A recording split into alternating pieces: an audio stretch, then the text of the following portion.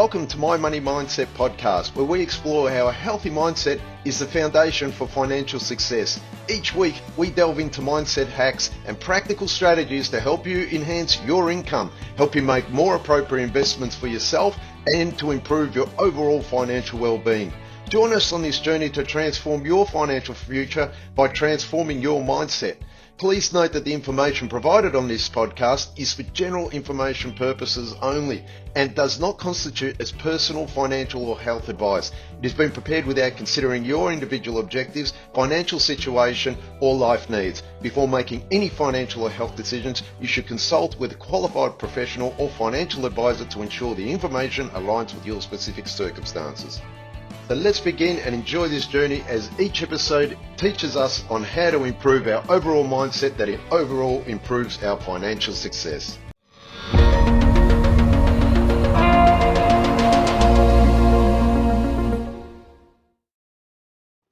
Hey everyone, and welcome to another episode of Money Mindset. In today's episode, I want to discuss downsizing a property rather than upsizing. What we're finding a lot of the time at the moment now, since a lot of bills, land taxes, cost of living has gone up, what people we find on certain data are actually going for divorce. And it's not because they simply are sick of each other and not wanting to divorce or separate, but they find that if they divorce on paper, they've got an investment property and they've got their own owner-occupied property.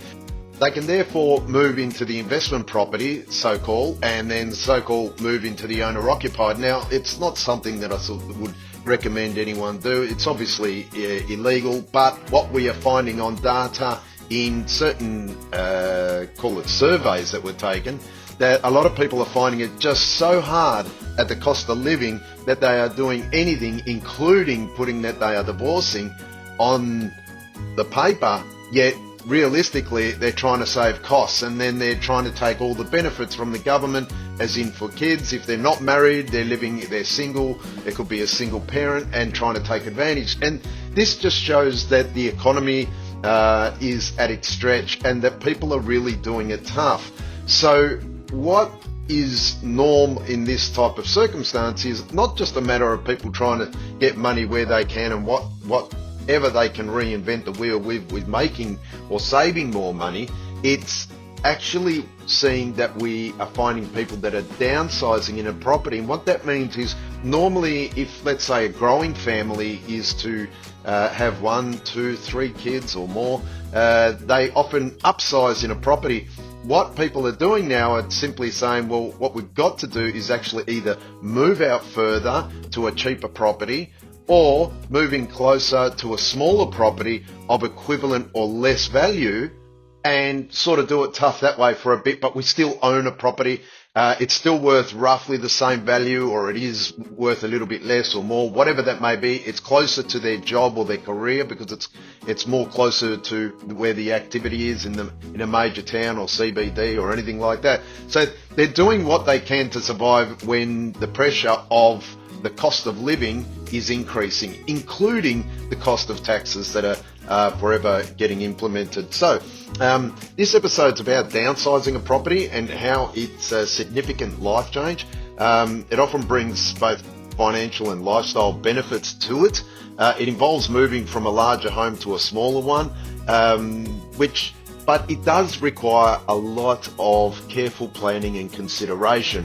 So it's not something that you just flick a switch on and you want to downsize overnight and then go, well, what did I do that for? So what I always advise is, often let's see why people would want to downsize. And most of the time it's, top of the list is financial reasons.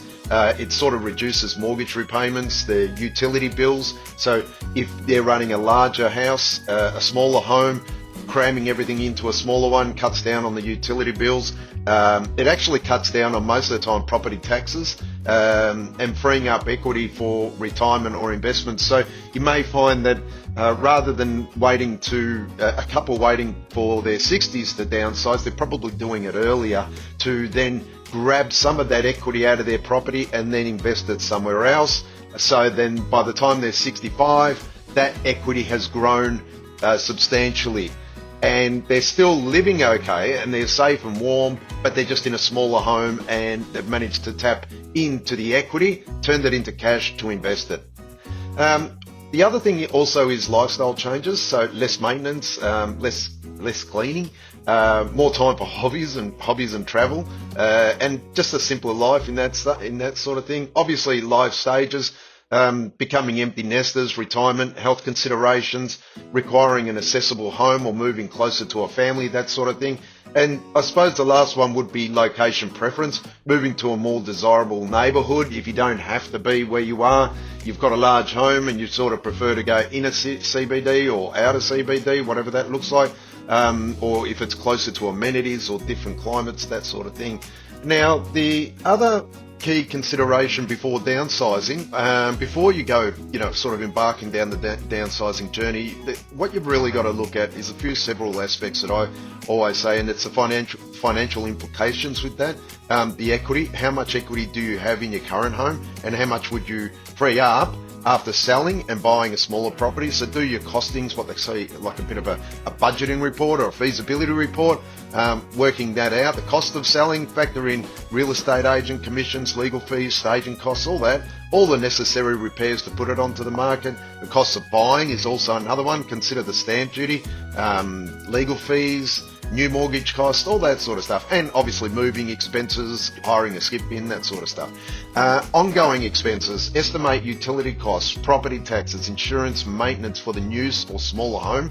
Don't forget that potential strata or body corporate fees if you're moving into an apartment or townhouse, they're going to be there, so factor them in. So basically, in a nutshell, always when you're looking at financial implications when downsizing or even upsizing, right, is to make sure that these are really, really done with a fine-tooth comb. A general expense is probably not what I would encourage. I'd always encourage to really go specific on numbers. Speak to your accountant or broker or financial planner, real estate agents on costs, on commissions, all that, right? So get that information, has to be pretty accurate, and then don't be over generous with your money just because you want to move. Do actual figures. If anything, I always say do the actual figures and increase it by roughly 1 to 2 to 5%, depending on your criteria of risk, and increase those expenses, obviously in consideration for inflation and stuff like that as time goes by. Now, lifestyle changes, what I said before, was more about space. Are you prepared for less storage, fewer rooms, potentially smaller living areas? So if the kids really are active and they need more room for their games rooms or sports or whatever that may be, obviously possessions, you need to declutter really from, let's say, from a 4 or 5 bedroom down to a 3 or a 2 bedroom. You really need to declutter. And what are you willing to let go of? Always make sure of that, because some possessions are obviously more valuable than others, as in closer, they've got sentimental value, this, that and the other. So obviously a new community, you're going to be surrounded by a new community. If you're moving into a new area, consider how you'll adapt to a different neighbourhood and build new connections if that's important to you. If it's not, and you simply get along with everyone, God bless, that's the best way to be. And obviously your hobbies, you don't want to let go of them. Hobbies, are they still feasible in a smaller space or new location? So if you've got hobbies that involve indoor activities or what have you, consider then. Outdoor activities, you might be able to use parks that are around the area, that sort of thing. The other thing is also emotional aspects when downsizing, right? So memories, your current home holds a lot of memories, and be prepared for the emotional process of letting go, I always say. Yeah, we do make decisions, but sometimes we shoot from the hip, and sometimes it really can be emotionally stressful for us. So just take that into consideration. And also the family impact, right? Discuss the decision with family members, especially if they have real strong attachments to the current home. You might be doing yourself a favour, but often other family members, they're probably not as keen, and discuss it through. I always encourage that. So the other thing is the future needs, like accessibility. If health or mobility might be an issue in the future, if you're getting older and you're looking at downsizing, consider it like a single-story home, not a home with stairs or anything like that. These days, we are getting more technology that are enhancing and being able to put lifts, smaller lifts, as in one-person lifts, and stairwell lifts and all that type of stuff. Property with an elevator or close to public transport and medical facilities, always take that in consideration for the elderly. If you are moving out because of age, that sort of thing, or downsizing because of age. And the long-term goals, does the move align with your 5, 10, 20-year plan? That's also got to make sense, right? So there's a few points there to tick off. Now, what is the process for downsizing? The first one I always say is assess your needs and wants. So determine the ideal size, the number of bedroom, bathroom, type of property, is it a house, townhouse, apartment, and list those essential features or desired amenities for your new lifestyle. So anticipate, envisage, empathise with yourself living in that future property. What are the desired amenities or essential features you would need for your new lifestyle? Consider your preferred location, proximity to services, family and friends too, because no use moving into somewhere where you're not really familiar with anyone and you're a people person, or if you're not a people person and you're moving towards a city. So that sort of stuff. Financial planning, obviously I'm all over that type of stuff and would empathise with anyone that hasn't done the financial planning, that they probably would be coming up to some considerable problems or issues if they haven't. Financial consideration is probably, or planning is the one of the most important things before you make the move. So work with a financial advisor or a home loan specialist to create sort of a detailed budget, and that budget's got to work in according to what you're looking for. I think that's very important. Understand the total costs involved in selling or buying, and project your new monthly expenses, like I was just saying before, body corp fees, if you've never paid body corp fees, that sort of stuff, increased taxes, whatever that may be, like rates. And determine how much capital you aim to free up or save that you can invest, and is that amount to invest?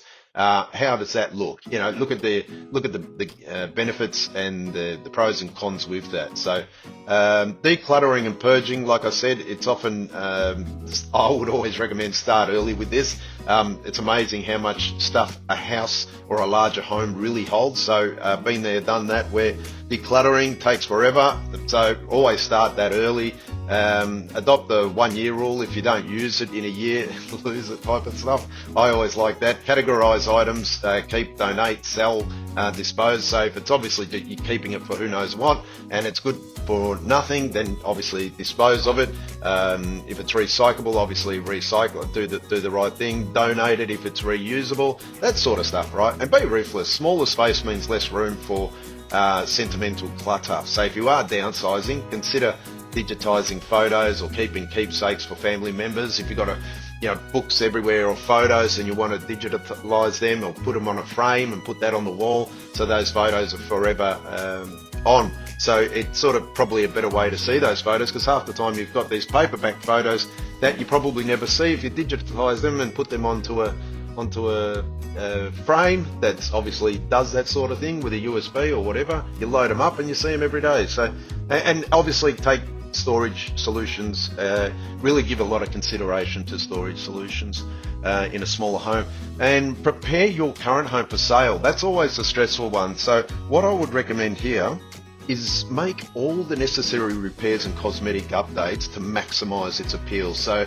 whilst you're looking for an agent, you also want to do the ones that you could see in your home. So if you find a repair in your home or a cosmetic upgrade that you think would help sell your property and maximize its appeal for sale, do it. Declutter and depersonalize to help potential buyers envisage themselves in your space. They often say that, take family photos down and sort of neutralize the home. It can sometimes hurt a lot of people because they're very proud of their home and their contents. But when people are coming to see your property, they always recommend to depersonalize it for that potential buyer to sort of say, hey, we can envisage ourselves there with our family, and bring new memories to this home.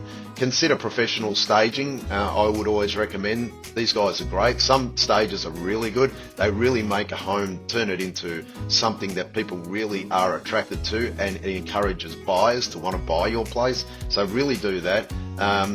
Engage a reputable agent, of course. And look, I would always say speak to at least 3 or more agents in your local market and get a gut feeling for what they say. The other thing is, when you're finding your new home, begin your search for properties that match your sort of needs and budget. So start doing your homework. So before you really have made that we're moving, sort of find out where you prefer to move, do some research, heavily research the area that you're going to move, including streets or homes and that sort of stuff. Visit open homes and work closely with the real estate agents so they get to know you and they become familiar that you're a potential buyer, because then that way real estate agents they do it every day and they get potential properties that will be coming up to market. Before they hit market, they may be able to give you a call and you may be able to ask them, hey, ring me if there is a property of this particular caliber. We're really interested in this price. So be patient. Finding the right smaller home can often take time as well. So that's why I say keep in contact with the real estate agents and make yourself known to them. Really is a good strategy to finding something before it hits the market. Now, the other thing what you want to consider too is moving and settling in. To plan your move carefully, including hire movers. If you're getting old, obviously you want people to be able to lift the furniture or arrange transport, that sort of stuff. And pack strategically, only taking what you really need and have space for, right? So it goes back to the decluttering.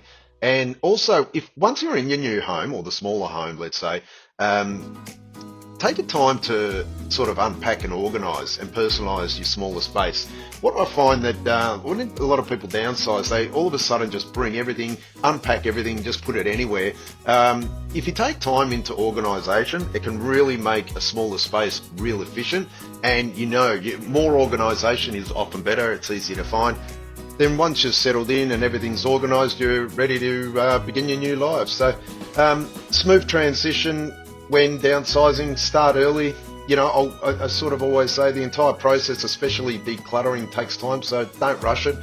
Be realistic, never overcompensate, because this is just shooting from the hip idea. Acknowledge that a smaller home does mean compromising on space. Remember, seek professional help, as in real estate agents, financial advisors, brokers, financial organisers, professional organisers, counsellors. They provide an invaluable amount of support, that sort of stuff. Focus on the benefits. Remind yourself of the reasons you're downsizing: less stress, more freedom, financial security. Focus on that. If it's something in your mind and you're the sort of person who will think about it but never take it to action, it probably means you're not ready for it to take action. But never really always put yourself down and really focus on the benefits. And involve the family, right? So I did mention earlier, just involve the family, keep the family informed and involved with the decisions, especially regarding items with sentimental values. And that way, everyone that you live with or surround yourself with every day that make you happy and you make them happy continues to create a harmonious and a happy life. So downsizing can be a rewarding experience that simplifies your life and provides new opportunities, like I mentioned. But with careful planning and a positive mindset, you can make a successful transition to your new home and realize that efficiency or decluttering can sometimes be beneficial for the mind. It can also be financially beneficial and can bring many rewards towards retiring or being a lot more content in retirement. So I hope this episode helps, and see you on the next one, guys.